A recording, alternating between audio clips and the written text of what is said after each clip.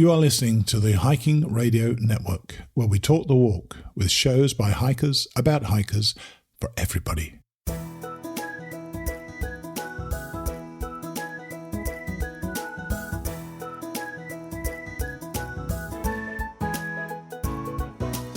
Mighty Blue on the Appalachian Trail, the ultimate midlife crisis. Join Steve and his guests every week as he staggers from Georgia to Maine.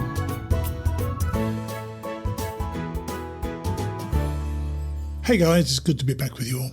And I'm recording this on Wednesday afternoon, just south and about 7 or 8 miles inland from Tampa, where we clearly dodged a bullet last night with Hurricane Idalia.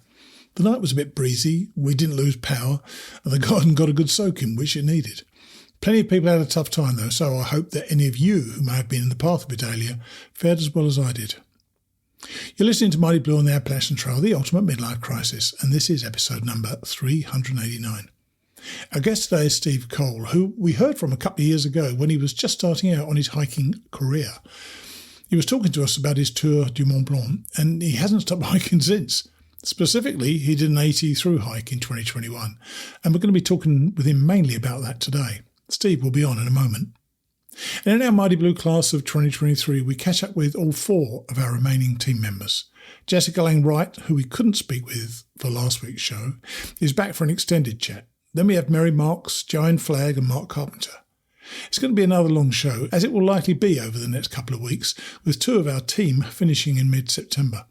As a result of these catch-ups, I'm putting off a reading from Then the Hell Came by George Stephanos until next week.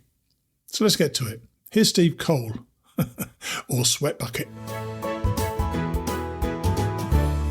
Today's guest is somebody who I've been emailing with for a while, and I always intended for him to come back on the show. This is Stephen Cole, or Sweat Bucket. Hey, Stephen, thanks for coming on the podcast. Thanks for having me, Steve.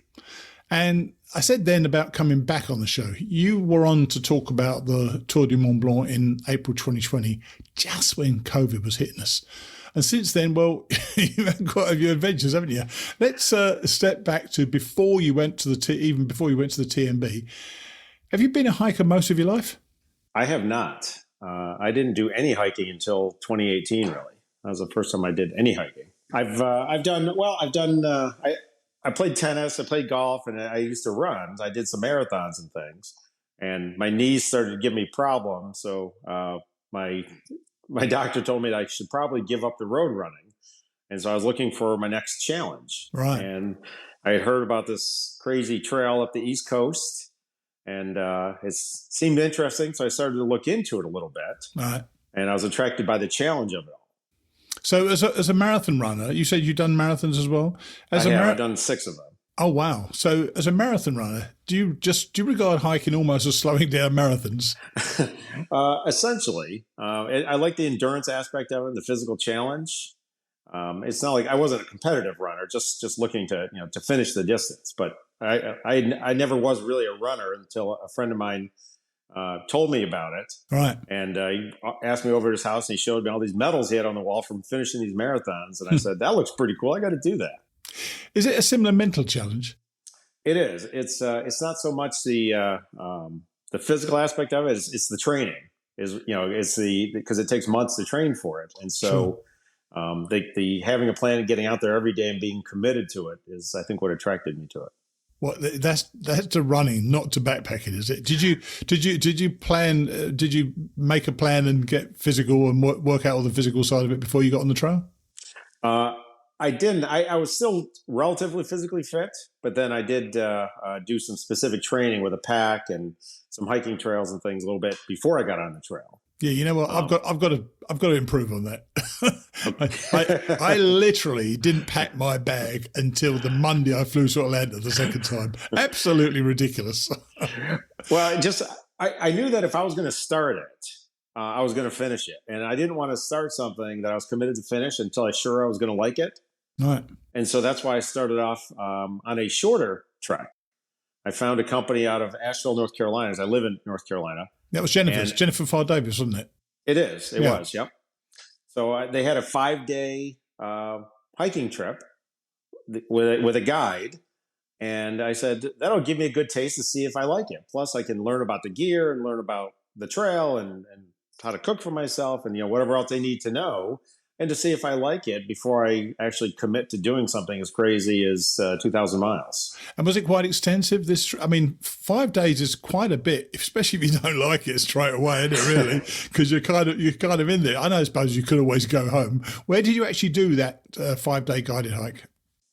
We actually went to Hot Springs, mm-hmm. and then they drove us around 60 miles or so south of there, and then we hiked back to Hot Springs. Wow, that's quite a commitment. 60 miles in 5 days. That's quite maybe 50, 60, somewhere in there. Yeah, it was billed as an intermediate level trip.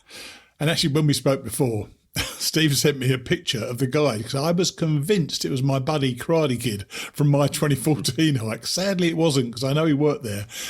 So they took you out on this hike. What did it do for you? Did it cement in your mind this is what you'd imagined, or was it better than you'd imagined it was going to be? It was harder than I imagined. It was more difficult. Yeah, it always is. Yeah, and it was late summer here in North Carolina, so it was incredibly hot.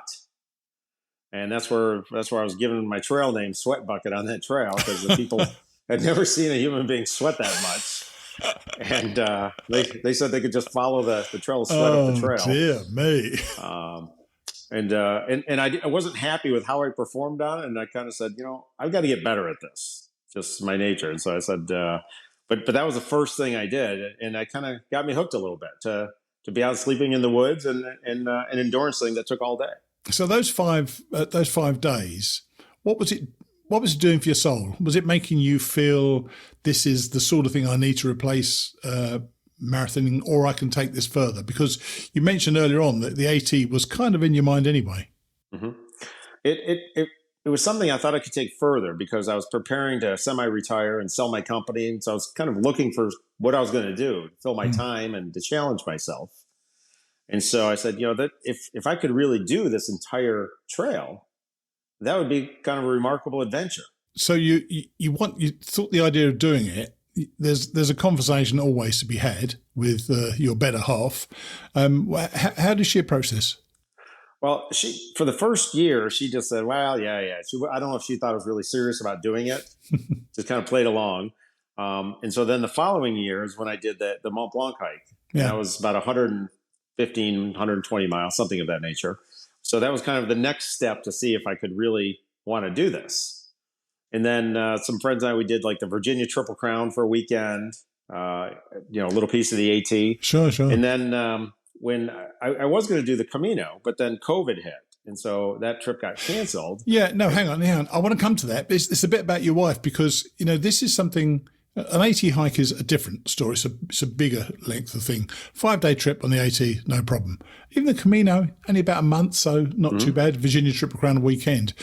Was this conversation that, when you talked about doing the AT, what was her attitude towards that? She knows that when I set my mind to do something, I'm going to do it. And we were in the process of building a house. Oh, yes. And so I think she liked the deal that I would be gone and she could pick everything out, all the furniture, the tiles, you name it, she picked it out. And so she was awfully busy picking all that out. And she also then had carte blanche because I was in the middle of the woods.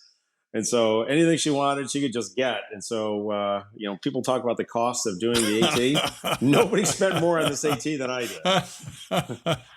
Have you ever actually calculated it, what each mile costs? Oh, it's beyond belief. The house came in way over budget. But it kept her entertained and occupied while I was gone because she was actively involved in literally, every light switch cover to every tile and you name it. Oh my gosh, yeah. That was a dangerous thing to do, go and leave the house like that, would it really? God damn it. It probably saved our relationship. I didn't know if we've only been married 35 years now. I don't know if it's strong enough to survive building a house. That's funny. So you were quite an avid listener to the show by then. Were you kind of researching different YouTube channels and other podcasts? I was. I listened to your show a lot while I was training in the the year leading up to it, and I'd be out doing long walks and hikes and things. I listened to all of your first hike and thoroughly enjoyed that.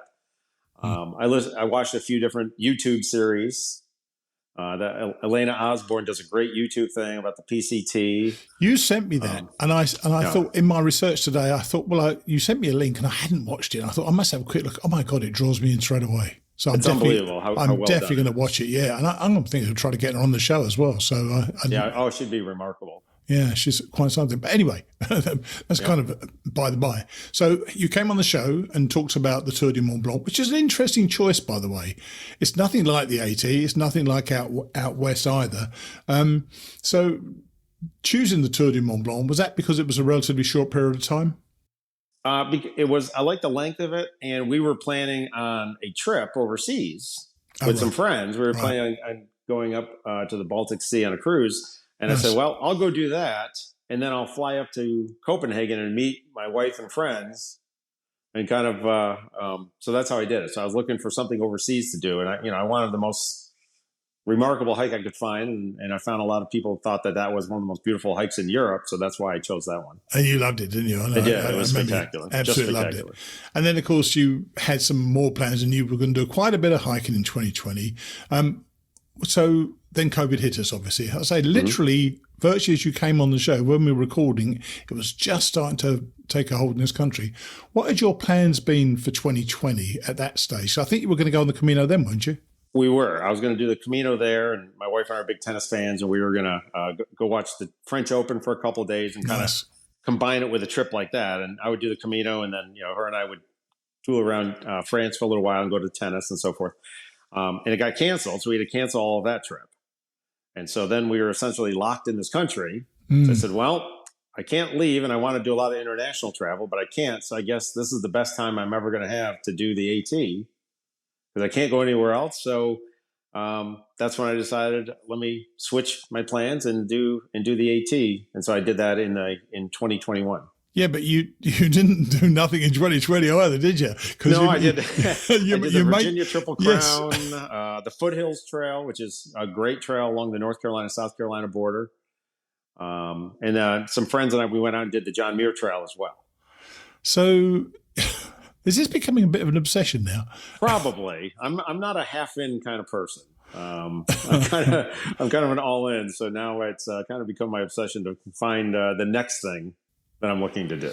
Now, I want to talk about the JMT first before we talk about the AT, because the JMT is notoriously difficult to get permits for, but you found a bit of a workaround, didn't you? So to share that with people.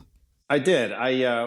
Both my friend and I had applied separately on the lottery and did not come up successful on that, which is likely. I mean, I guess 90 or 95% of the people do not get the passes by doing the lottery. But what I found is that if you are successful doing it, you only have a certain number of days. I believe it's 10 days to actually buy the permits after that. Right. If you don't buy them, they get entered back in sequential order back into the system, and they're posted on their website that, hey, this day, these tickets are now available. These passes are now available for somebody that had reservations and then for whatever reason didn't follow through and buy them. Sure. And so you could call and get those passes as soon as they were posted. Oh, you could call and not you didn't have to go through any process of lottery again for even those process. Oh, okay. And so it was like, the old days of a radio call-in show, we were just, as soon as they came up, we were immediately redial until we got through, and we got the passes, and we got what they call the Golden Ticket, where we could start in Yosemite and go right through to Whitney. And then, so we did that, and we had passes, and then about a week later, more came up. That was a more agreeable date for us. So I called and got those and canceled the first set. So it was actually a much easier to get because using this workaround method. So you've already done by then the Foothills Trail, the Tour du Mont Blanc, and part of the AT as well. Mm-hmm. JMT, or hiking in California, is very different, much higher as well. Well, firstly, did you enjoy that trail and that style of hiking? Spectacular, loved it, and it was closer to the TMB in terms of the just majestic. The Alps and the Sierras are fairly similar in that compared to anything on the AT. And did you have any sort of strategy for working your the elevation, or did it just not bother you anyway? there's a prescription drug you can get that helps that. And so we got our doctors to give us that prescription. Yeah. I don't know if I needed it or not, but we didn't want to find out. So we did that, and then tried to stay well hydrated in order to try to be successful with it, and really didn't have any problems at all. We saw a couple other people, a young, fit 21-year-old kid, as soon as he got to 10,000 feet, was vomiting and headache, and kept as soon as he went back down below 10,000, was fine. Yeah, I've thought about this more myself. I got to Whitney last year, having failed 3 times, as everybody knows. I keep telling them this is my self-deprecation of I just can't do the JMT. But I think that the acetazolamide, which was the medication, which is very helpful. I really think more and more now that I've done it, that I think it's the hydration that's much more important than I thought it was. I always think it's important when you're hiking anyway, but for me, I think I got so well hydrated. One of our listeners sent me some military grade electrolytes, and it seemed to work for me so darn well that I'd recommend that to anybody, to get enough electrolytes in you all the time. So tell us about being on Whitney. How was that for you? It was incredible. Some people that we had hiked with, they were going to go up in the dark and try to be there at sunrise, and we weren't up for that challenge. So, and as we were going up in the light, I was glad we didn't, because it looks pretty dangerous to do in the dark. Doesn't it? Yeah. I'm too old for that. So we chose to just go up at daytime, and we had unbelievable weather. And but after about an hour and a half up there, the smoke from some wildfires started to come in, and we started to lose our view. So we headed back down. Wow, that's a shame. I had an absolutely unobstructed view. I really did. And did it make you want to hike more on that coast? Do you think you might want to do the PCT? Some of the people I did the AT with are talking about doing the PCT in 2025. Right. You doing the idea around, but I'm doing the lake house then? I can't afford another house. I can't afford another through hike. Oh dear. Was that Rod Stewart Laird? Next time I'm just going to find a woman I really don't like and give her a house. Something That's like right. that. But so by I'm the way, not sure. Yeah, we should point out straight away, by the way, Steve is still with his wife, but yes. despite the house, yeah. And I know that I've got a note here which says that you met a guy who was a catalyst. Was that a catalyst for the AT? Because you've already said you were intending to do it anyway. What was that guy's influence on you? That I met on the AT, you mean? Oh no, my note was that you'd met a guy on the JMT who was a catalyst. Oh yes. Yeah, on the JMT I met a guy who had been section hiking the Appalachian Trail and had just completed it earlier in the year. He'd been section hiking it over the last 10 years it was taking him. And he kept telling me how amazing it was. And he's a guy about my age. And again, between you and between him, I'm like, maybe I can actually do this. You didn't doubt you could. You didn't doubt you could anyway, did you? I did. My trail family teased me the whole way because they kept asking, what's the likelihood you think you're going to make it? And, my answer was always, well, when we're 50% of the way, I was like, I'm 50% sure I can make it. Yeah. And as we were summiting Katahdin, I'm like, well, I'm about 98% sure now. I think that number should be a bit lower than that. That is a dangerous darn climb when you get up there. So it is. Having done the JMT, and I guess to a lesser extent the Tour du Mont Blanc, but certainly the Foothills Trail and the other things you did, you must have dialed in your gear pretty well by the time you started. Did you have to make adjustments for the through hike? I didn't. I really had it dialed in for the JMT. So I made very few adjustments at all going into the AT. Right. And just set off with 5 days of food and no other plan. And that was the plan. And did you resupply in town, or did your wife send? I know your wife would have had time to send you packages because she would have doing the house, wouldn't she? That's right. No, we resupplied in town. One of the guys I ended up hiking with a lot had torn his Achilles about 6 months before. He somehow was out there doing it. Oh, and while he was healing up, he prepared all his packages and had his family sending them to him. And it turned out to be really kind of a hassle. So it's one of our takeaways that everybody agreed we would not do that, because it seemed like every time we were going to the post office, it was a Saturday afternoon or a Sunday. The timing was messed up. Yeah. And he got sick of the foods. And so it's just easier, more flexible to just buy it along the way. I think it is also because when you get resupplied from home, you can be supplied too much, can't you? You can, because you don't really know. No. You know? But when you go into town with no food in your pack, you've planned it really well. So it is. You're ready for it. Yeah, and you and I talked a little bit about that. I thought that's the number one tip I give anybody doing the AT is, and don't worry about cutting the end off your toothbrush to save a couple of grams. Instead, dial in your food, because if you're carrying 2 or 3 days of extra food into town, that could be 5 pounds. Yeah. Well, 10 toothbrushes. 10 toothbrushes at least. There's no gear adjustment you can make, as well as getting your food right so you go into town with an empty food sack. Yeah, I totally agree. And you started the AT alone. Did you do your other hikes alone, or did you go with buddies? And what did you prefer? Some of each. I did the TMB alone. Foothills Trail, I did one day with a friend, and then it was planned that he had to leave and go to work, and I went the other days myself. Right. The JMT, I went with 2 other friends, but the AT, I started off by myself. Right. And what do you prefer? Do you prefer to be by yourself or with people? I guess I kind of like the trails that you're going to end up meeting a lot of people. I'm not looking to be in the woods alone. I have spent night in the woods alone, which is a whole different deal. But it's nice to meet all the different people with the same interests, and yet, because if you start out with people and they don't want to hike the same distance or pace, then it creates problems. I think immediately creates problems, doesn't it? Yeah, it does. I'm going to divert from my question a second. You just said I've hiked in the woods by myself. And that's a whole different thing. So, in what way was that different to you? Were you nervous when you were in the woods by yourself? The first night that I was ever truly alone on the Foothills Trail, all right, I was really alone. I mean, I hadn't seen anybody, because it was the middle of summer also. So I guess it's really hot out there. So a lot of people weren't out there. And it was middle of the week, so there weren't any weekend hikers.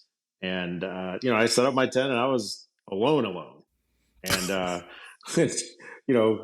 The old thought is, every twig snap is a bear. Well, absolutely. I think one turned out to be, because it really sounded like a bear. And then first thing in the morning when I was leaving, within 200 yards, I saw a bear. Oh, wow. So there's a reasonable chance it probably was. But you know what? When you wake up I've been in the woods by myself a few times, not that often, to be honest with you. And it's not a thing I would want to major on. I'm happy to spend time with people, frankly. But when you wake up in the morning and you haven't died in the night and you realise, wow, this isn't too bad. It's quiet all around you. You can have your coffee in the quiet. There is something about being in there by yourself that I wouldn't be frightened anymore of doing it. I was first up my first night. It was 400 miles into my hike. I was bloody terrified. I was hoping somebody would turn up the whole time.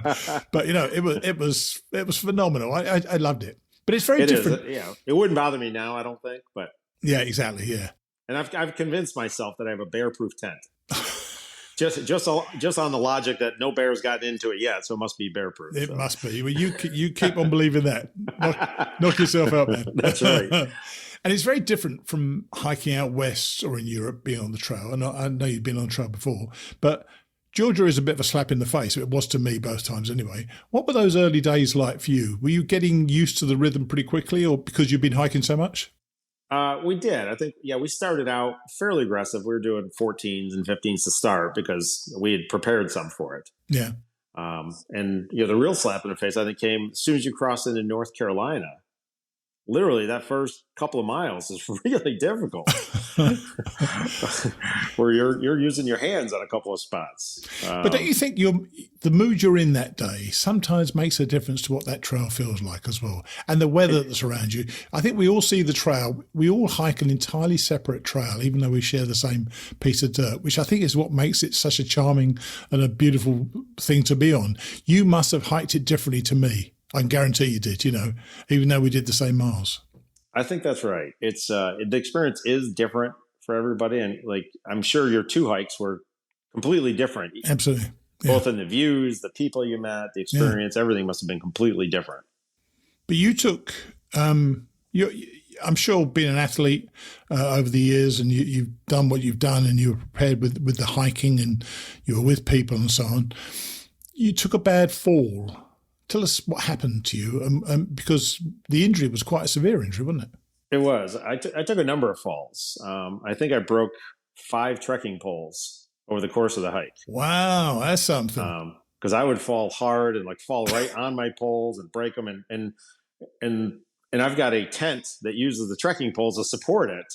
So so I was borrowing poles from other people to set up my tent. And it was quite an adventure.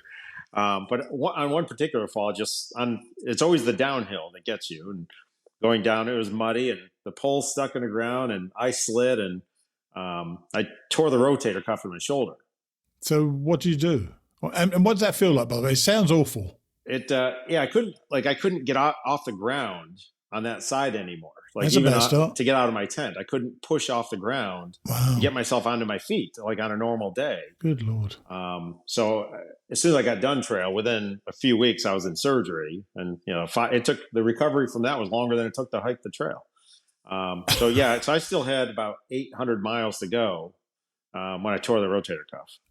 I'm thinking ahead to obviously climb up Katahdin and other mountains, obviously, when you're certainly in New Hampshire and Maine. The climbing must have been quite difficult, because also the going down the backside of mountains, holding onto the roots to stop you slipping all the way down, that must have really compromised your hike quite a few times. It made it much more difficult. Fortunately, one guy in particular that I was with since basically day 2 or 3 is quite a beast, and would help pull me up rocks as necessary and lower me down. And so to have somebody else to help certainly made it much easier. I'm not sure I would have finished it in that condition without him. Without him. And did you fall again and land on it? A couple of times, same kind of thing down the mud, and because I couldn't really, it wouldn't catch my weight anymore. So, no. Yeah. Oh my God.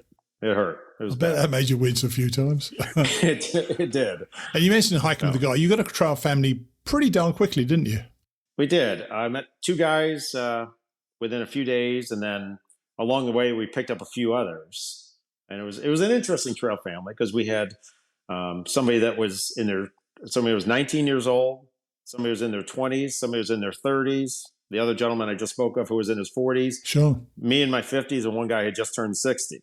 So, like, where do you get a collection like that to spend that much time together? Couldn't be more perfect. Could not be more perfect. It wasn't. We became known as the card crew, because every day we'd stay at a lot of shelters, whether either in the shelter or tent around it, because we liked having a picnic table there. Right. Yeah. And so we would play cards a lot, and the only thing we had to keep score was the journals in the shelter. And so we'd take one little section, not overtake the paper use, and keep our score there. And so every shelter along the way in 2021, there was scores from this card game we'd play every night. And then eventually people would catch up and like, oh, you guys are the card crew. I've been dying to play with you guys. And, it was really fun. So that was kind of our signature all the way up the trail. You do know those trail registers are actually a biohazard, don't you? I didn't. Well, the people who pick them up, oh my God, you know what it's like out there, don't you? We know where our hands have been. How awful. But they make great scorekeeping for card games. I'm sure it made it a lot of fun. After dinner for that hour and a half until dark, so you can go to bed. Yeah, you're so tired. It really made it a lot of fun, and we did it almost every night on the trail. Really, really fun. And whoever lost had to carry the cards the next day. So the extra weight. Yeah, there you go. That's right. That's exactly right. It's clear that you love hiking from the hiking you've done so far. But you said something the other day that I wrote down. You said when you're out there long enough, it becomes your life, which is quite something. What does that feel like to you? How did that manifest itself? It just, all of the other trips I have done were anywhere from 3 days to 2 weeks or 3 weeks, that kind of thing. And it always felt like a trip. Mm-hmm. And I just got to thinking that at some point, I didn't know when, but I thought it would happen, that it would no longer feel like a trip. It would feel like this is my life now for a while, because you're literally changing your life for a pretty extended period of time. Yeah. And that did happen. I can't put my finger on what day it happened, but I just know that at some point, maybe after a couple of months, maybe, that was my life. And so it made it a remarkable experience that I can't compare to any of the other hikes, because all of the other hikes were trips. They were planned trips, a start date, an end date, flights, whatever.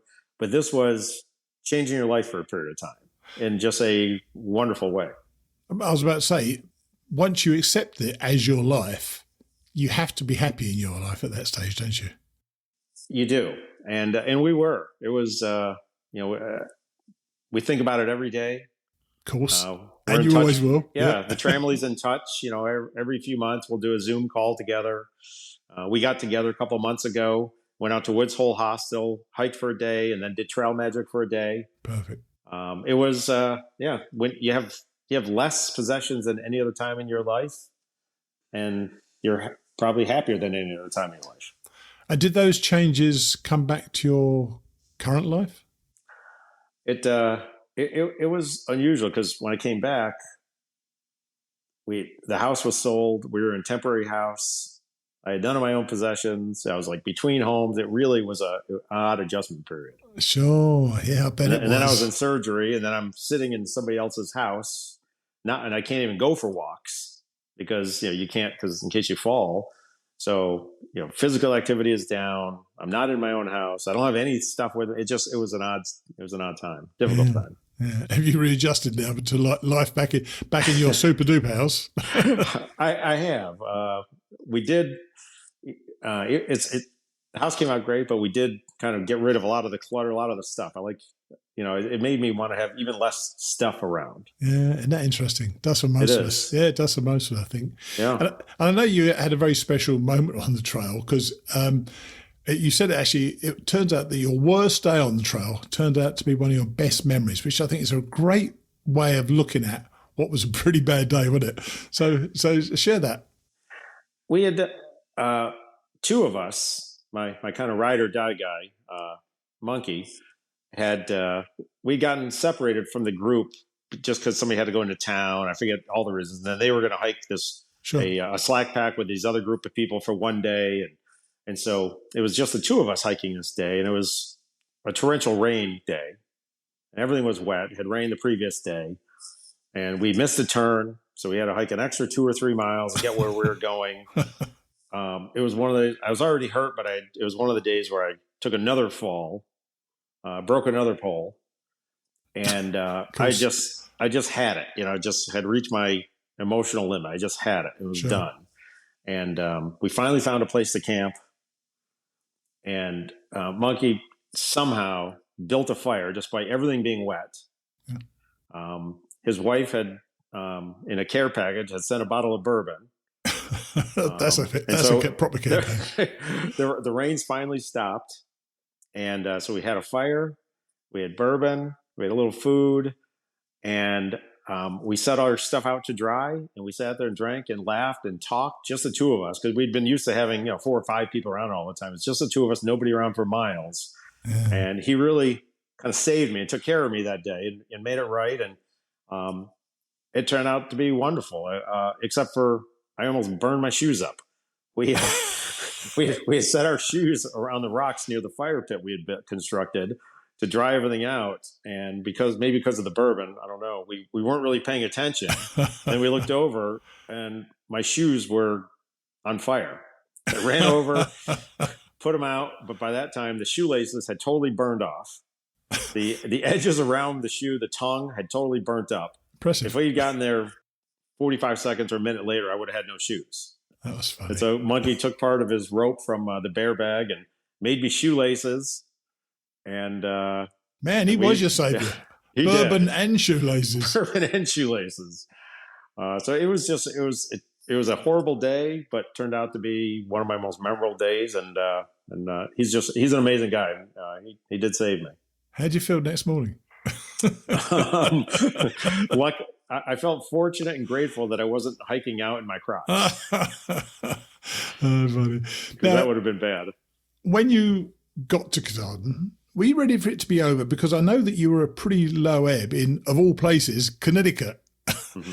How'd you get over that? That was interesting. And I'd never heard that before. So tell us what you did when you got the Connecticut blues. Well, we never got the Virginia blues. We flew through Virginia, loved it, had so much fun. Stayed at that great hostel on the roller coaster and everything. It stayed there an extra day just for the fun of it. Yeah. Got to Connecticut. By then, Massachusetts it never stopped raining in Massachusetts.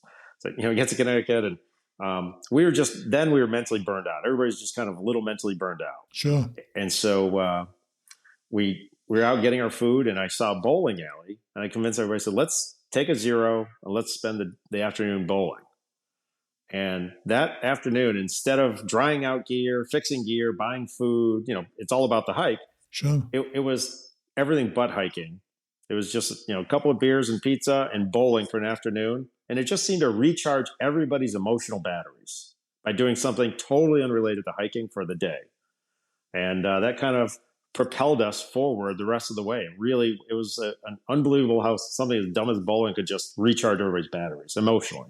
But I think, that's a lesson for everybody. When you've got this, as you say, as your life, which was just hiking, to just step away from it just for half a day. And I can see why that would do that. We actually went to the movies one afternoon to see the Elton John movie. Nice. And it was great because it made us feel better. I can't remember thinking I needed my batteries being recharged, but it was something non-hiking. And I think it's a good thing for people to think about if they're starting to feel a bit burned out, to just step away for just the afternoon, as you say. Pretty cool. It did. It really was helpful. And when you touched the sign, which is, of course, an amazing moment for everybody, how did you feel? Were you then glad it was over? I think probably like most people, mixed emotions. Glad it was over. Ready to go home. See my wife. I hadn't seen her since Roanoke. Wow, quite a while. Yeah. So that was the last time. That was the one and only time on the trail that we actually got together. Well, so that saves you a bit of money that day, then, didn't it? Yeah. I was ready to go home and shopping. Stop the credit card bill. But yeah, sad it was over. It was, got emotional at the airport, saying goodbye to the final three family members, and because I can't remember spending 6 consecutive months 24/7 with my wife, because of business travel or whatever. And here, some of these people have been spent that much time with, and told each other that we loved them, we loved each other and would see each other again soon. And then we each went to our own separate gates, and just like that, it was over. Just like that. A little sad. Yeah, just like that. It's like over. Yeah, real sad. But you didn't stop there, did you? No. There's more hikes on the Tahoe Rim Trail, which I think you went with Monkey as well, didn't you?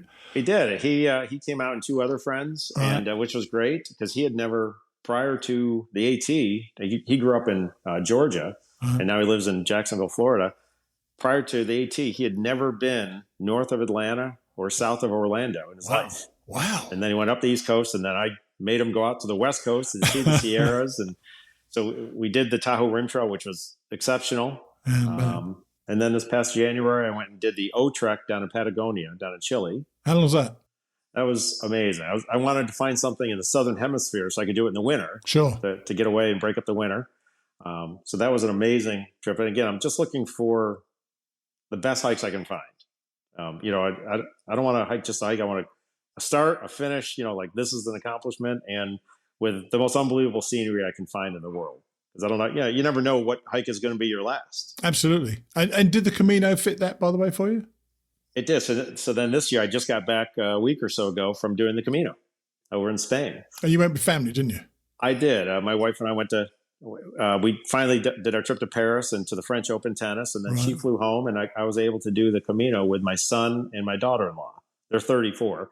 They were able to get the 5 weeks off of work, and we did the Camino, and it was amazing. It was wonderful to spend the time with them because, after my son left for college and then grad school and stayed in Boston and now lives in Atlanta, I hadn't spent time together, extended time in a lot of years. I always tell people to do the Camino with somebody they love. And I went with my niece, and it was a very special time for me to do that. So I'm sure spending that time with him and your daughter-in-law must have been pretty damn good. I mean, it's not a big hike. It's more of a walk than a hike, isn't it? It is. There are very few difficult places, a few hills every now and then. There's like one downhill that's a little technical, but other than that, yeah.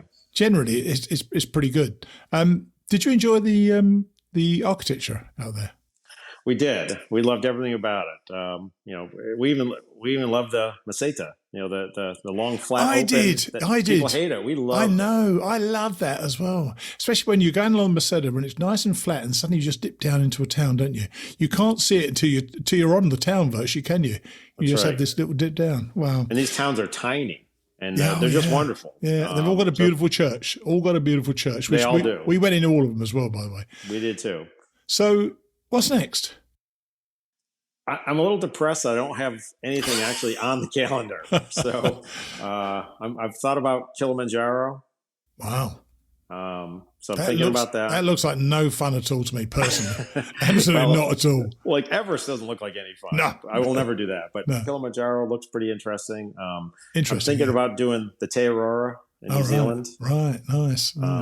As a through hike. There's some hikes in Scotland and the West Highland Way. I've done that. That was nice. You should do that. It's really enjoyable. So what about the PCT and the CDT? Is a Triple Crown going to be in your future? To be honest, I'm afraid to do the PCT because I don't really want to do the other one. But you'll have to then, don't you? Will I be able to stop my brain? Yes, exactly. Will it bug me forever? It will. So if I don't take the second step, I won't be tempted to complete it and do the third. So honestly, that's part of why I may not do the PCT, because then I won't be able to stop the urge to do the third. That's hilarious. I've thought exactly the same thing. I'd love to do the PCT, but I just would not be able to resist the prospect of the Triple Crown. I know it doesn't mean anything, but it does to me. It would to me. It means nothing. But you just couldn't help it, could you? Yeah. So we'll see. But by the same token, could I have that FOMO, right? Fear of missing out. If the rest of my trail family is making plans to do the PCT, how do I not do it then? So I'm in a tough spot. So we'll see. I got to tell you, man, when we first spoke, you'd just done the Tour du Mont Blanc. You were pretty green as a hiker then, weren't you? And yet you are now an experienced hiker. You're hiking around the world now, so good for you. And I really appreciate you sticking with it. And I apologise for losing touch, but we got back in touch. So you're now on the show, which is great. And thanks for coming on the show. And if you've got any more exciting ones, just let us know, and we'll have you back on and tell us about that. No, I appreciate it, Steve. And like I said, you were part of my inspiration, hearing you do it. And nice of you. No offense, but you're saying when you were saying your age and you did, I'm like, oh God, I got to be able to do that. that fat old bloke could do it. Yeah, exactly. I know it's exactly what everybody thinks. I'm like, I got to. No, but it's inspirational, and it's been very entertaining and wonderful to listen to and hear the stories. And I'm really enjoying all of the 2023 class stories and all of that. So I'm really enjoying it. Well, I appreciate it. Very kind of you to say so. Okay, man. Well, take it easy, okay, and stay in touch. You got it. Cheers. Cheers, then. Bye. Bye. Blimey, he's got the bug, hasn't he? I love that he's been a listener to our show and he's now on it for the second time. That Tour du Mont Blanc clearly whetted his appetite, and his AT through hike was a natural extension of that, I guess. And taking time out of your hike to go bowling, or as we did, to go to a movie, really helps you take you out of yourself and gives you a boost simply by doing something that has nothing to do with your hike. I'd kind of forgotten about that, and when Steve mentioned what he and his group did, it jogged my memory. Happy days. Steve's clearly a high achiever, and if I were a betting man, which I have been at certain times in my life, I think he's going to have to do the PCT. And then he's just going to have to do the CDT. It just goes that way. Mind you, it sounds like he can't afford to go away for another long hike, doesn't it? And you really should check out the Elena Osborne YouTube page to see her documenting her PCT hike. As I said, it really draws you in. Now, our class of 2023. We started out with 7 women and 9 guys this year. Steve Noda has finished his hike from last year, but of the remaining class members, there are 3 women and 1 guy. Injuries stopped quite a few of them, but this is who we've left. So let's start with Jessica Lang Wright, who we didn't hear from last week, so I called up with her for a longer chat this week. Here's Jessica, or Bluebird. Hello. Hey Jessica, how are you? Great. How are you doing, Steve? Yeah, I'm doing good, but you've got your Techno Zero day today, so you're probably feeling even better, aren't you? Yes. Not going to lie. It's a good thing. Dear. So we missed you for this week's show, but obviously this is nice to be able to catch up with you now. This is a midweek. End of week rather. So talk about the whites. How have you enjoyed them? I know you've done them before, but how have they gone for you? Well, the section of the AT that runs through the whites, I haven't done most of it before. Oh, what's the chance? So most of this, right. From Hanover to north side of Mount Cuba I had done, but most of the rest of it I hadn't. So it's been mostly new territory for me. But that being said, very similar to what I was expecting, both absolutely stunning and absolutely brutal. It's a winning combination. No doubt about it. Yeah, winning combination. Yeah. Yeah, we've had a little bit of everything thrown at us at this point. You like a lot of people in the north this year, you've had some incredible weather. I mean, incredible, not in a good way in many ways. And you did Franconia Ridge for the first time, and you didn't get any view at all. Nothing whatsoever. It was so beautiful in a way because the fog and the wind and everything, and at the same time, like I know what's out there and couldn't see any of it. Yeah. So that was definitely a bummer. But we kept saying, like, okay, we didn't get any views on Franconia Ridge, so maybe that means we'll get the presidentials. And we did get the presidentials, and that was incredible. Yeah. Well, so I mean, talk about Franconia Ridge for a minute first of all, because sure. I know you said you zeroed at the Garfield campsite for the thunderstorms that never came. So you had fog and you had some thunderstorms, but you didn't really. Yeah. So when we actually went over the ridge, so we hiked up to the Liberty Springs tent site first day out of the notch. Mm-hmm. It was raining, pretty much the whole time. We tried to wait it out at the Flume Visitor Center, but, it was what it was. So hiked up there, managed to camp, managed to get our trekking pole tents set up on the platforms, which of course is interesting. Yes, I remember it well. And then the next day it was like kind of off and on raining. We decided to take the detour up to Mount Liberty to catch that 4,000 footer because neither one of us had done it before. So we did that. No view whatsoever. Extra miles. That's absolute anathema to people doing a through hike normally. So this is one of those things about being from New Hampshire. It's like it's only a little bit further, and I can get another 4,000 footer. So right. we kind of did that. I've infected Mike with the summit bug for sure. So he was all in on that. So we did that, and then we're going across the ridge and. That epic view that most people get of like the next mountains. Yes. We couldn't see any of that. You couldn't even see the next mountains. Oh my gosh. No. I mean, it was not as bad as what we did yesterday.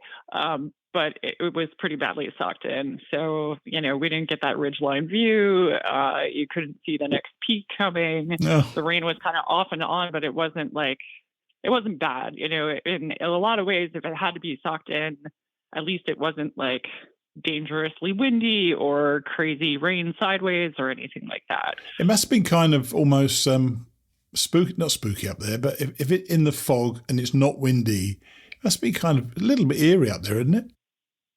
Yeah, it's kind of got, in a way, it's kind of got that Smoky Mountains feel, like, that the Smokies are just so well known for. It can be a little eerie, but it does have its own beauty because it is this sort of veiled light and, thing up there for sure.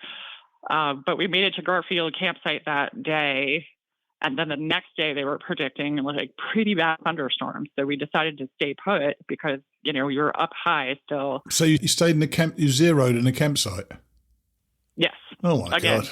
God. Oh dear. I can't see that catching on at all. Oh my gosh. Which is always like, at least we were in the shelter. So, it did rain it off and on, but then it also like cleared up a little bit and we got kind of an amazing view into Pemmican Wilderness at one point. Nice. But then it all came back in, so it was it was a mixed bag, but it was like, okay, well, that, it's always a bummer when you zero and the horrible weather that they're predicting doesn't come. But you obviously must have had some rain because you refer to you took 45 minutes to go down half a mile on the waterfall that is Garfield. Yeah. So, I think a lot of people talk about that climb off after the tent site, the camping area, you climb down this waterfall, and it's usually a waterfall, but this year is definitely a waterfall. And it took us 45 minutes to go half a mile because it was so steep. And it's another one of those spots, like photographs don't do it justice. Like it's one of those things you just have to. The people that know. Right? Virtually no photographs do any of this justice. I think the best photographs you should take are the people you hike with and around, people you meet, because the views are going to be burned into your retina. You've got those for the rest of your life, and the pictures just never do it justice for me. But then you said you actually stealthed in a hurricane. I didn't even read about it. So it's pretty breezy, like obviously. Yeah, pretty breezy, obviously. Yeah. So after we left Garfield, we climbed down. We went over to the Galehead hut, got some food, dropped the packs, went up to Galehead, another little extra side quest, if you will. But it was only half a mile, and it was like, if I had come back there later, I would have been super ticked at myself for not having done that. Right. We did that.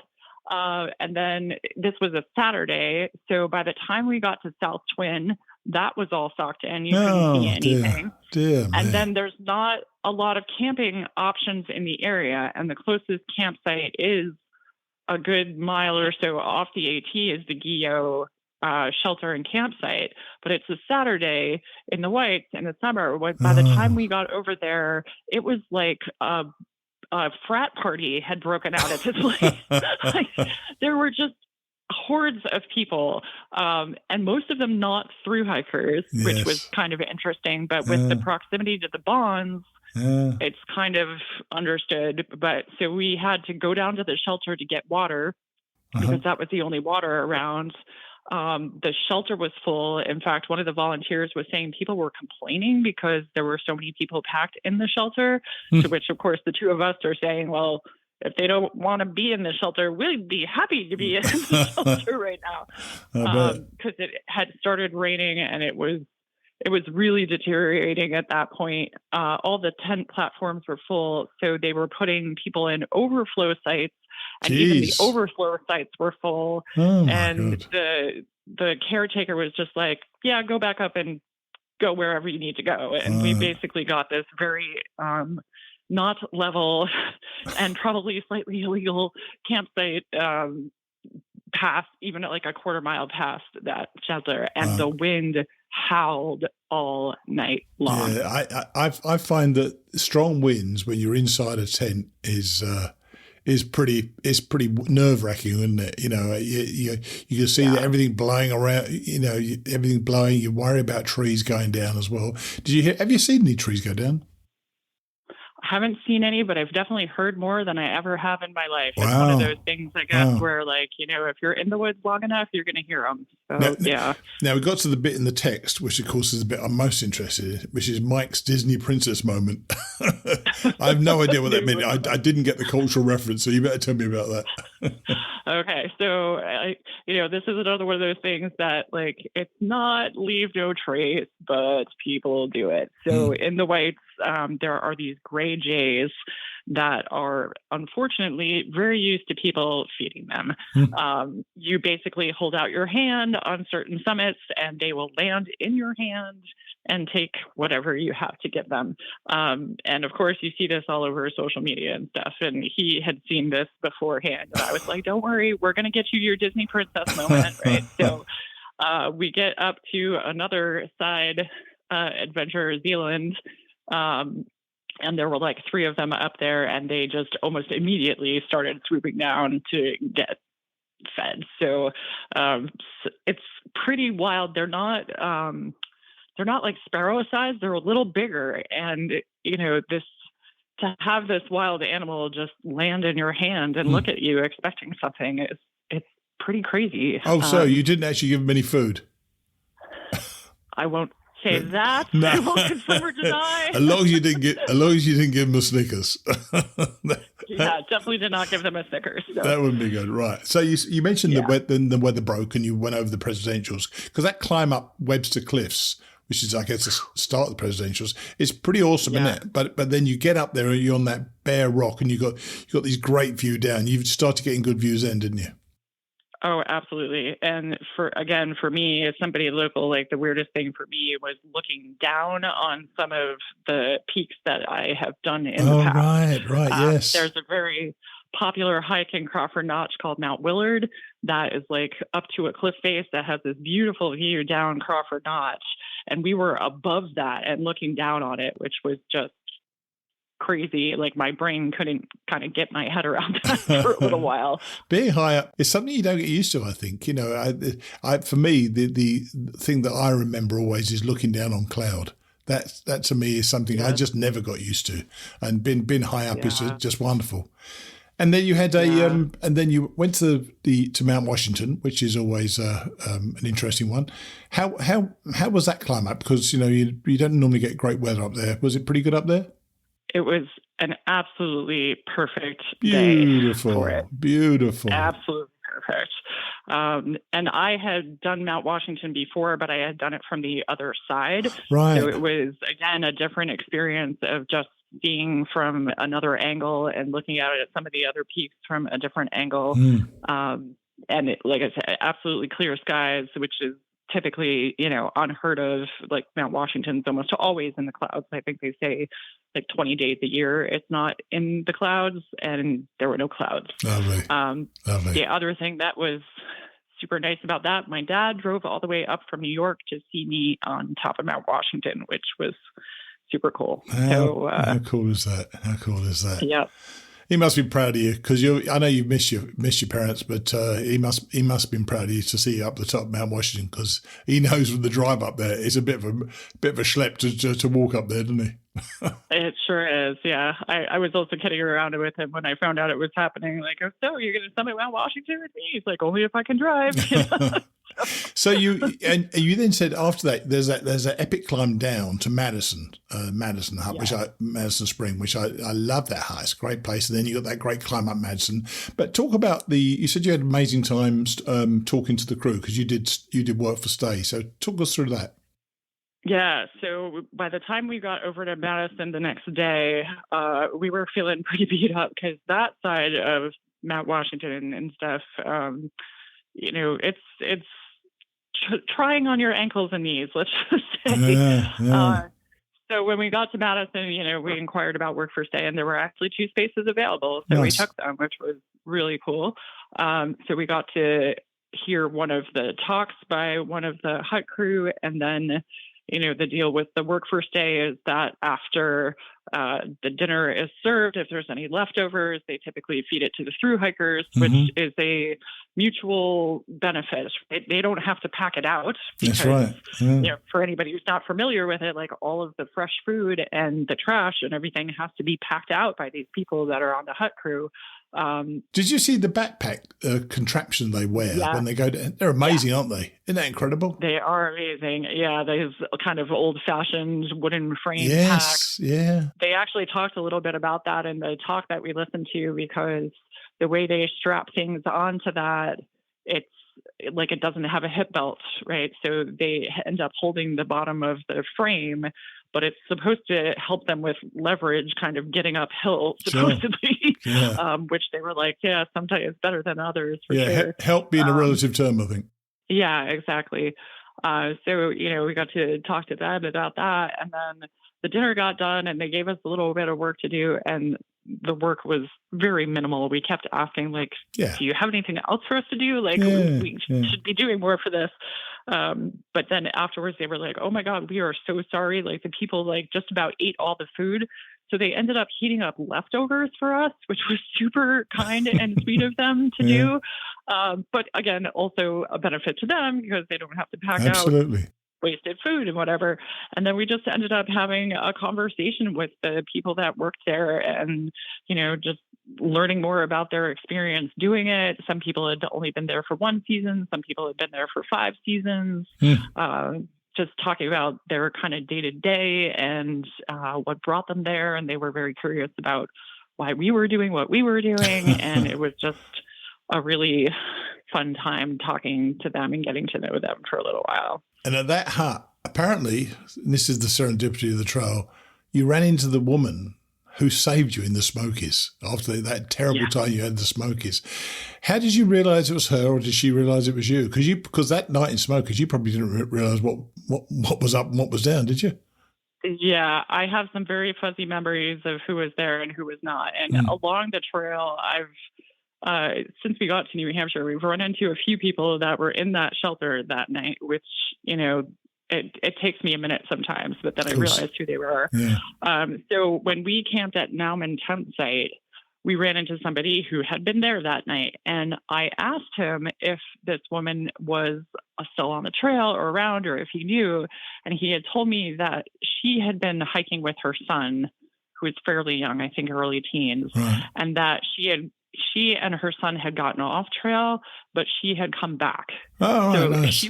I knew she was kind of in the area. Right. And then I'm sitting inside the hut and I hear this woman who I had passed a couple of times, like walking in and out of the hut, and sort of looked familiar. I hear her telling somebody else, I was hiking with my son, but he decided he didn't want to do it anymore. And then I thought I had quit, but I got back on trail. And when she finished the conversation, I looked at her, I was like, are you who I think you are? And sure enough, she was like, oh my God. And I'm like, yeah, I'm Bluebird and you saved my life. Awesome. And I gave her a huge hug and thanked her a million times over. And she looked at me and she was like, yeah, you were pretty bad that night. She probably thought you'd be done. You probably thought you were never going to keep going. And then she met you in a hut 1,500 miles later. Isn't that amazing? Or whatever number of miles it is. Yeah, I have definitely come to understand from the other people that were around that they all thought I quit. Yes, there you go. And then just to get right up to date, you went up and over Madison, which is one of my favourite climbs of all. It's a real rock scramble, isn't it? But a really difficult down on the other side. But you did it in icy rain and thunderstorms. You enjoy that? Oh my God. No. In a word, no.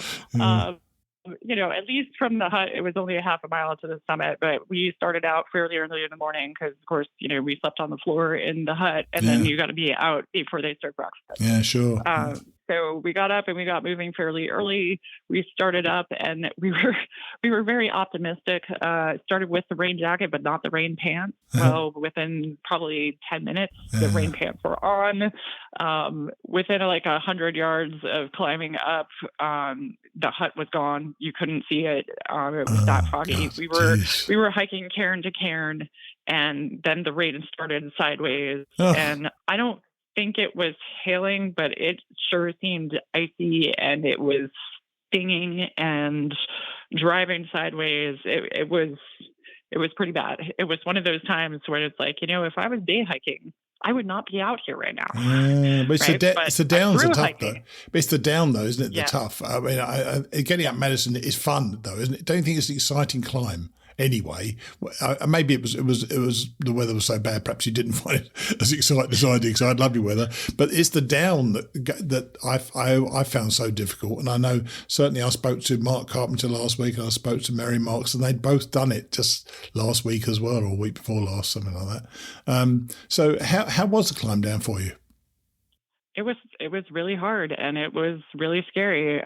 With my back injury, falling is out of the question. So you're just crawling, like move a pole, move a foot, move a foot, and even being that careful when there's this algae on these rocks or lichen on these rocks that just make them so slippery when they're wet, and then the wind is blowing and whatever. And then at the same time, as we're climbing down, at one point, Mike says to me, look to the right. And the clouds kind of broke up and we had this like crazy view of the Mount Washington Auto Road. And there was like one spot where the sun kept coming out and just in this one spot, and, a few breaks in the clouds. And it was another one of those, like, are we in heaven or are we in the other place? It was very, very surreal, but I was very focused on getting below tree line because,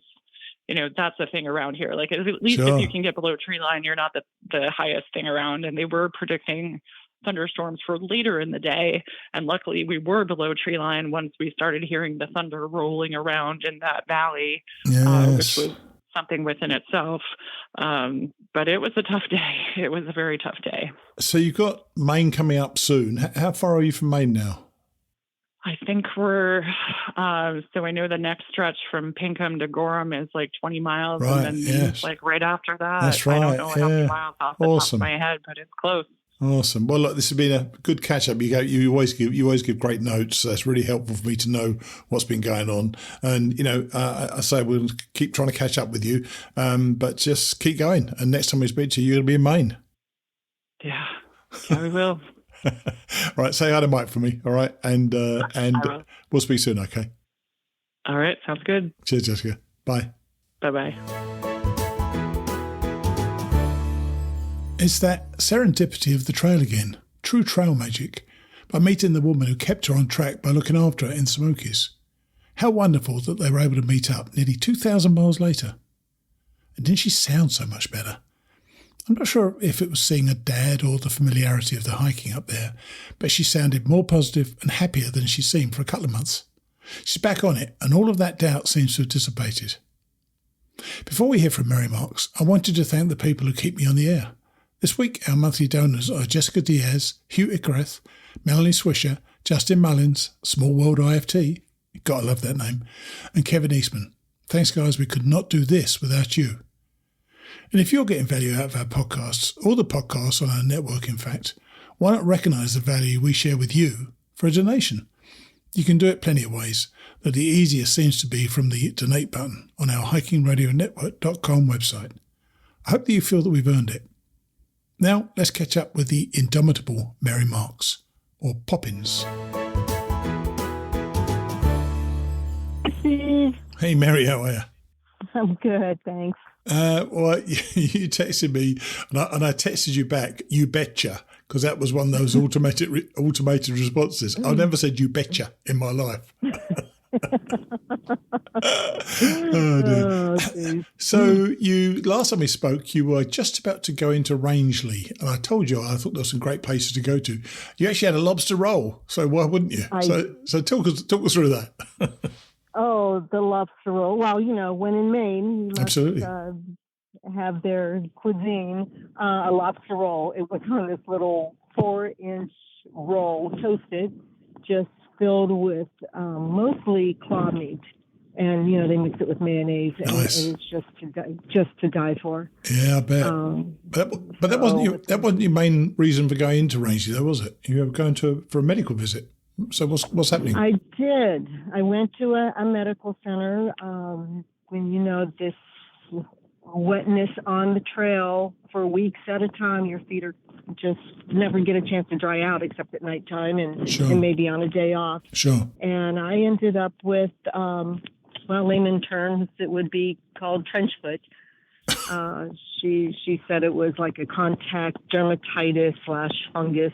Right. Nice. But it's not fun, but I had it taken care of, and it's on the mend. So I think I'll be able to make the next 200 miles. So what did it feel like? What did it feel like then, Mary? Oh, it's painful. It's like blistery, just blisters in between your toes, and I had it all around the rim of my ankle, where my shoe touches and your socks touch. And it's because of having so much cold water on you the whole time. Is that because of the stream crossings? No, I think it's just the wetness in general, just being wet. And then, you get to camp and you take them off to dry, but then you're putting wet socks back on the next morning. You have no choice. Yes. Well, you and I shared a text about this, and I did get onto Dr. Lynn about it, and she, as she always does, she did her research and that. So I'm actually recording her for next week's show. So talking about your trench foot, Mary's trench foot. Well, it's not my feet will never look the same. It's not a pretty sight. But have you spoken to some of your fellow hikers about the same problem? One other gentleman mentioned he might have trench foot, but no one has said anything. No one really complains out here, believe it or not. I've heard so few complaints about aches and pains. It's kind of nice. Yeah. Not to be on the negative side, but no, just one other person mentioned the the foot problem. And you did what I would never do, which is taking a blue blaze, because that means walking miles you don't need to bloody walk, to Sugarloaf Ski Hut. Well, firstly, why did you do it, and what was it like when you got there? Well, it was a beautiful day. We've had beautiful weather the past few days, and I wanted to go farther than I planned to yesterday, and that was the best option. And since it was such a beautiful day, I thought I'm going to take that half-mile, very steep climb Half a mile up to the ski hut. It was a half a mile up. Wow. And there was a water source halfway up, so that was good. Yeah. But I knew it was going to be a beautiful sunset. And the best thing about that, when the sun's coming down, you turn around and there's the moonrise. Wow, how awesome is that? So I got the full, well, it wasn't quite a full moon, but large enough. The moonrise, and then at 3:30 in the morning, I got out, stepping over some bodies to make it through the door, and to stargaze. Nice. How nice is that? I don't recall ever seeing so many stars in my entire life. Yeah. It was just magical. So it was worth it. Well, years ago, I was whitewater rafting in the Grand Canyon of all places, and we slept in the canyon 6 days and 5 nights, I think it was. And I can remember as it gets darker, you're lying in your cot, you've got no tent on, you're literally looking up and from a cot, which they provide for you, and you see the stars getting deeper and deeper, and it's darker and darker, and yet the whole sky lights up with more and more stars, and you see more and more stars, don't you? Yes. Oh, it's just unreal. It's just, yeah, it was really magical. So when did you pass the 2,000 miles? I think it's soon after Gorham, isn't it? Oh, just this morning, as soon as I came down off of Sugarloaf. All right. It's just 1 mile from that little intersection there. Yeah, that was so exciting. 2,000 miles. 2,000 miles. It's hard to believe. It is. It's just an incredible number, isn't it, really? So you are a 2,000 miler already, Mary. How about that? Yeah, yeah. So what does it feel like then? But you still got, 260 odd miles to go, or 280 odd miles to go. So how are you feeling? You feeling strong? I am. Tired. I'll admit I am tired. Working or walking 12 hours a day for months, it's tiring. Yeah. But otherwise, I'm feeling good. And just thinking of the things I have to look forward to. Yeah. In the next 3 weeks. This is day 200 for me. I'm right at 2,000 miles. Wow. I have 21 days until my summit date. I have some play time there. We've given ourselves a buffer. Sure. You've really worked this out. You've really worked this out, haven't you? Well, it's just kind of fallen into place. So fingers crossed. All of this is luck. The weather, the injuries, what have you. You just yeah. You know what? I'm glad you said that, by the way, because some people are not lucky enough to finish this for whatever reason. You have had luck as well as your persistence and your determination, but luck always plays a big part for all of us, doesn't it? I believe so. Yeah, and I think with you've said in your text to me that it's been a hard week, but you're enjoying this part of the trail immensely. It is different from New Hampshire, isn't it, Maine? But does it seem still quite difficult, though? It's difficult, but I don't have the thought of, am I going to die today? You have Maine is so beautiful. You climb, you do have some tough climbs, but you come across these lakes and these ponds and the views. Right now I'm sitting in the middle of the trail looking over Stratton in the distance with beautiful. Flagstaff Lake. It's just unbelievable. Oh, I remember beautiful. That. I remember that lake. We sat down there as well. Oh, have you got a nice day as well? Yes, it's beautiful. It's a little hazy in the distance, but only a few clouds and no wind. And so with just 3 weeks to go, assuming you do it in 3 weeks, as you said, are you set for decent weather? Because you're soon going to be able to start working out what the weather's going to be like, aren't you, really?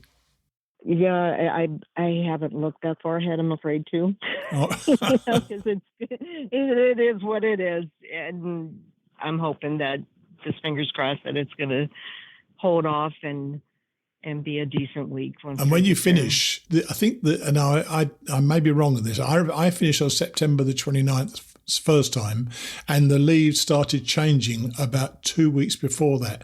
So you should get a week, I would think, of fall colour, shouldn't you? Oh, that would be nice.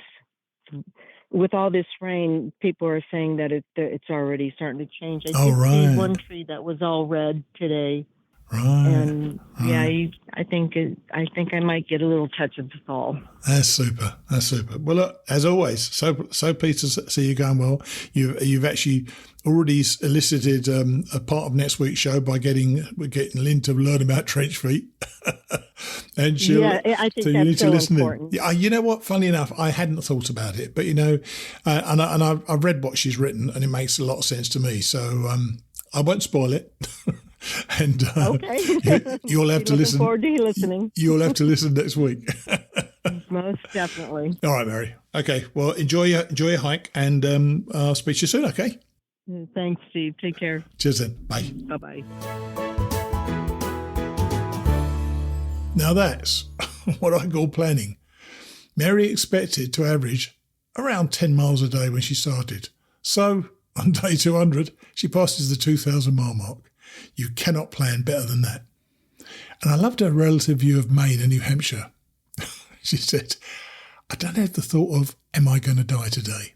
Well, with that fear over, Mary's going to love the rest of her trip and get to Katahdin on day 219, I suppose. Nice one, Mary. And I mentioned Dr. Lynn there. Mary had asked me to ask Lynn about trenchfoot, and of course Lynn came up with plenty of stuff for an interview. So you'll hear that next week as well. Now our flip-flopper after her Icelandic blue blaze. Here's Joanne Flagg or Garmin. Hi, Steve. Hey, Joanne, how are you?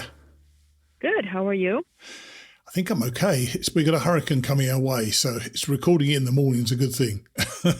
Oh, good. I know people have warned me about that, but I haven't had service, so I don't know anything about it. There you go. You know what? It's a lovely thing. We're on the trail. You don't have to worry about what's going on in the so-called real world. So you send me, as you do, a message, which is very helpful. You're talking about the scarcity of water. They've had so much rain this year, but they've had so much heat as well. So are you having problems with water? I have been doing okay, but I've had to be careful to plan well. Mm-hmm. A lot of the smaller streams and some of the springs are dry or just a trickle and really not viable in terms of collecting water. So, for example, that's where I learned the trick, by the way, the little trickle of getting a leaf and just turn it into almost a torrent. Yes. Yeah. Yesterday, for example, I only found 2 water stops all day, and one of them was at a shelter. So I stopped at the shelter, got water, ate my supper early, and then kept going and took a lot of water with me. So now I'm drinking water that I collected at 4:00 yesterday. Oh, so you know what? And it's the feral lifestyle. Yeah, it's fine as long as you plan. I ran into 2 people yesterday. One girl sounded kind of desperate, and it was first thing in the morning. She's like, do you know where there's water ahead? And she still had 5 miles to go before she had water. Wow. And late yesterday, after I had already set up, 3 girls came through and said, do you know where the water is? And I said, well, it's down. You're almost there. It's down at the shelter. And they were very relieved about that. So I think really paying attention, like in our far out and reading comments and whatnot is really important. And I've been putting in comments too if I find something that's dry and it's not reported dry yet. Right. And have you found far out to be very useful? Very useful. And I also saw on the Roanoke Facebook page of their Appalachian Trail Hiking Club, they listed those springs and shelters where the water's dry. And that's helpful. I've heard that people are getting off trail because it's so dry. Wow. I even saw a raccoon yesterday on the trail, and he ran 5 feet up a tree right next to the trail. And I think he was suffering from needing water because I I walked within 3 feet of him. He didn't even move. He was panting.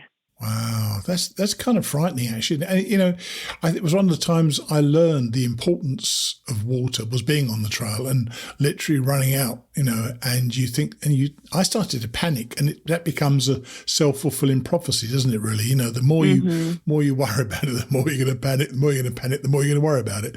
And, and if you're not going to get water for, 4 or 5 miles, that's a daunting prospect, because some of those miles are going to be uphill. And, you can be sweating like an animal. So your second point in your text was you've run out of waysides. Welcome back to the real world. Of hiking.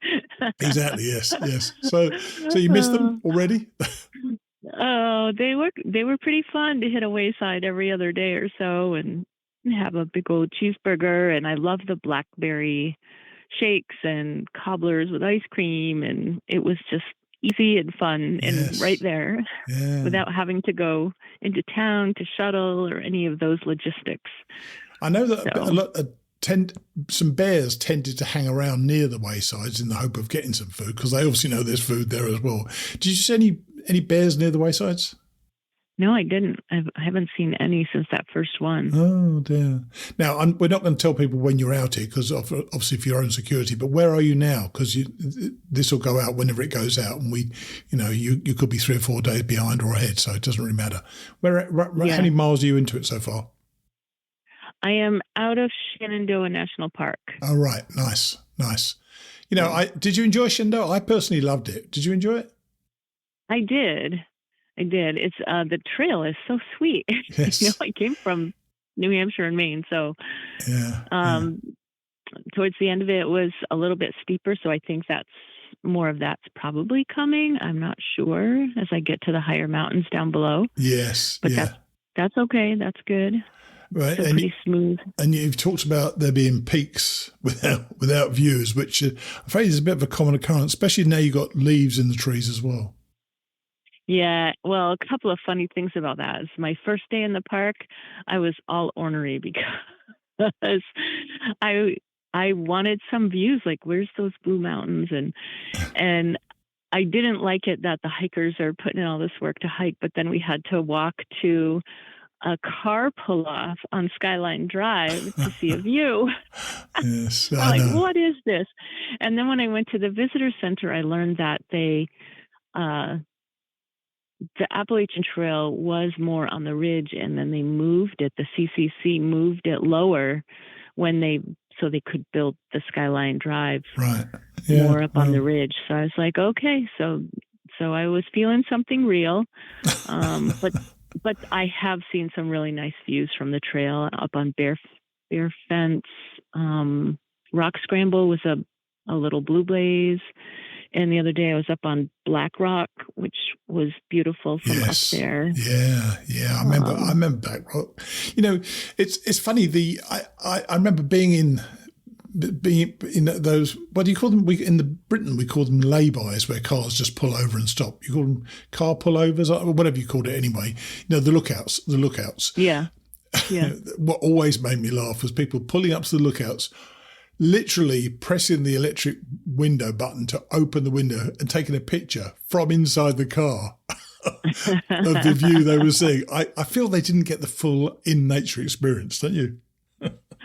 I don't think they got the full experience that way. Yeah. So how's it going? Are you enjoying it still? Is it still feeding your soul and you enjoying the hike? Yes, I still am enjoying it. I got a slow start. I was thinking I did a Mighty Blue this morning. It took me 2 hours to get out of camp. I did it every bloody day. I was a nightmare. And I don't know why it is. The time I used to get up first. The time would go by. I was doing all the things I thought I was supposed to be doing. Suddenly everyone's heading out of camp. And one morning I was literally the last person in there, having been the first person to get up. I don't know how it happens. Uh-huh. Yep. How are you eating, by the way? Are you eating well? Are you happy with your food right now? Yeah. After the waysides? It's kind of the same. Usually, I'll pack my bag when I do a resupply. I'll do one backpacker meal, one north side, and the rest ramen. Right. with some protein. So I try to mix it up a little bit. Peanut butter and jelly really works for me for lunch on a tortilla, so I do that all the time. Yeah, it becomes the case of you're just getting fuel for your body, aren't you? Really, you're not feeding the enjoyment of eating. And it's something that I know, I noticed a lot of the youngsters in particular were very meticulous about taking, once they stopped in town, taking cheese out or meat out, and that very first night eating well. You know, I never did that. A meal was just something to eat to get me through the day. You know, and I think if I ever did it again, I would likely be more aware of eating better than I did on the trail both each time. Yeah. The one thing I do that satisfies me a lot is I bring dehydrated vegetables from home. Nice. Ones that I've purchased. So it makes a huge difference to me just to throw some beans or some corn or something into my ramen. Right. Mixing up. You mean as opposed to just the packet they provide with ramen? Yeah. Ramen. Yep. Oh, dear. And some young folks said, "Oh, put peanut butter in it. That's really good." And I'm kind of like, "Oh, I tried that. It's okay." Yeah. And I pack out dried fruits. Like I don't like the bars. So a lot of people use a lot of different kinds of bars, and I don't really care for them. So I eat a lot of nuts and dried fruit type of thing. So I like that a lot. But it is a job. Like I have lost weight the first half, and I'm like, well, we'll see how the second half goes, because I can't lose that much in the second half. That's not going to work. Well, you know, listen to what people say in terms of what they eat, and advising you to put peanut butter in ramen. You know, sometimes it just doesn't work at all. I tried peanut butter in coffee. Someone told me that's great. Ooh. It isn't. It's disgusting. I mean, why would anybody think otherwise? You know, but I stupidly did it. So you just never know, do you? So Nutella might work in coffee. Oh yeah, could do actually. Yeah. But I couldn't stand Nutella, and peanut butter was definitely my go-to. But look, I'm glad you're doing well. I'm also glad you're enjoying it, because you've had some really exciting. You know, the second half of the trail, particularly the last, 2 states, is so exciting anyway. And then you did Iceland. I was worried about whether you'd feel this was a bit of a come down from the last month and a half that you've done, which has been, really thrilling hiking. You still you said you're still enjoying it. Are you getting the same thing out of it, or is it a different thing now you're heading further south? It's different. Like I had to adjust like kind of what my goals were, or how I pictured the work of hiking the trail. Sure. Up in the north, it's like really work and planning. Sure. Because of the ascents and descents and the rocks and the ruggedness of the terrain. Yeah. That was kind of your goal, was to get through all of that.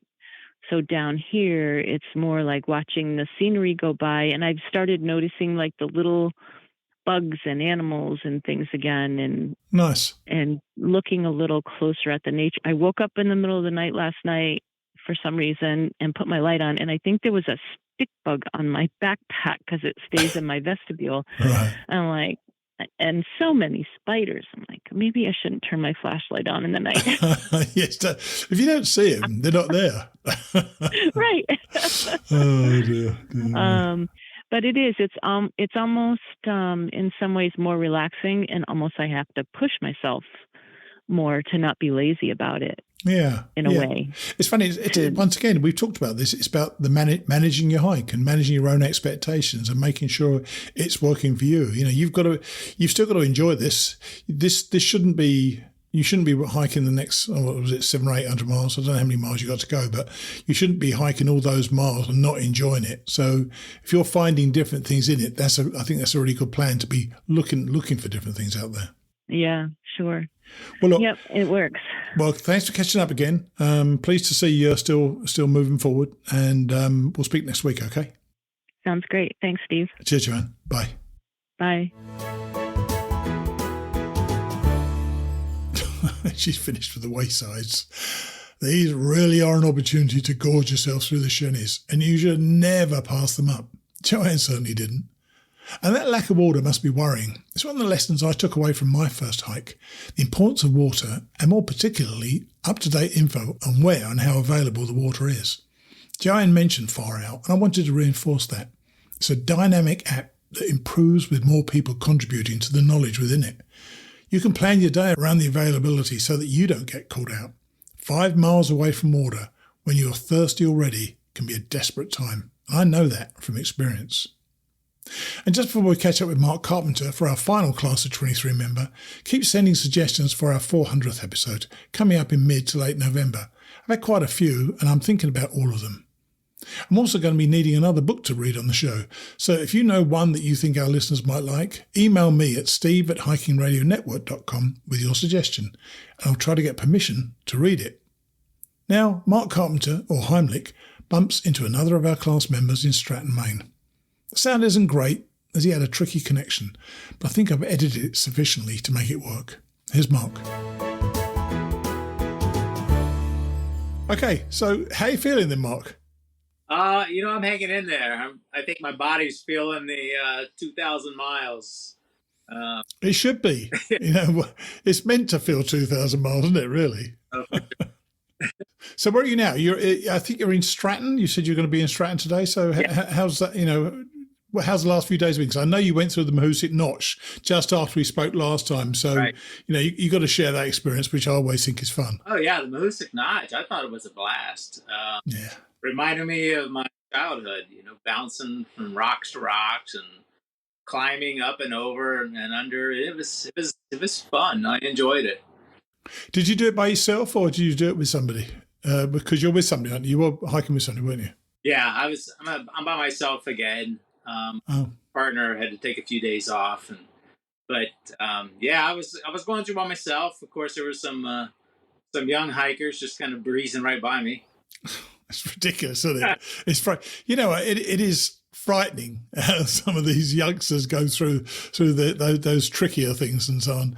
But of course, after the Notch, which I think is, say, wonderful as well, you've got the Arm, and we had the same conversation with Mary the other day because she's still a day or so ahead of you, I believe. Yeah. And so you then go up the Arm and then down that massive long downhill on the Old Spec, I think it is. So how did that strike you? Because I think it's one of the epic days on the trail. Oh, yeah, it was a good day. I mean, it was a long day, and after 9 miles, I mean, you're tired. At least that was my case. I was doing 9 miles at that point. Getting ready to climb up Old Spec because I was trying to get up and over in the same day. Right. Then I was talking to a Sobo hiker, and I just happened to look down and had a blowout in one of my hiking shoes. So it didn't survive. So it didn't make it through the end to the end of the hike. So how many pairs of shoes you had? Actually, I'm working on number 5. Wow, you're tough on them as well in that case. Yeah, and that's the thing. The first couple of pairs that I had, I liked them, and I just hated to give them up. But on the bottoms, the tread was worn away. So right, yeah, it's just tough on them, especially those mountains in New Hampshire. I mean, they're going to really rip them up anyway, aren't they? So you also had your trekking poles failed. And trekking poles failing is a dangerous thing, isn't it? Because they can go at the most wrong time, can't they? Oh yeah. How'd it happen with you? Yeah, they just kept slipping. They wouldn't hold when a fixed position, and I know that led to a couple falls. But since I have 2 poles, I'm still falling again. So. What number are you up to, by the way? What number fall are you up to? I was doing great up until New Hampshire. I mean, I was probably like 12 falls. Oh, nothing. I've had 12 to 15 New Hampshire, and it's tough. That's more like it. And you said that you stayed at the cabin where I know Honey and Bear used to be. Honey's still there, is she? Yes, she is. She has this magnificent dining room table that we have a family dining every dinner, and then she allows people to sign it. Earl Schaefer has signed it, and that's very cool. We donated to the AT Museum.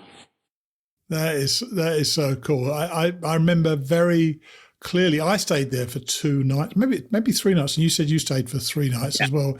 It's a great gathering point for people. As you say, that table is very collegiate. You know, you're all sitting around together, and there's side tables when it's really busy. Was it pretty busy when you were there? Oh, yeah, it was full.